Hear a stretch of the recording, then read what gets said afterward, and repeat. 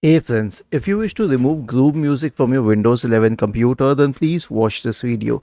Now, ideally, we do not have Groove Music on Windows computers because it has been replaced by Windows Media Player, or simply called Media Player, the newer version of the app.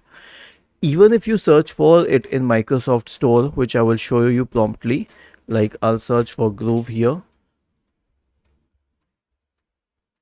I will not find Groove Music in this list because it has been replaced by Windows Media Player. Okay. So if you have it on your system, then right click on the start button, select settings, click on Windows Update and click on check for updates, and you will be able to uninstall it. And if you installed it through a third party website, which I highly recommend against, then go to the apps tab, select installed apps, find the application, click on these three dots here, select uninstall and remove it. Now I don't have that application, so I'm showing it on a different one. Was this helpful? If yes, then please subscribe to the channel. If not, then let us know in the comment section of the video on how we could help you further.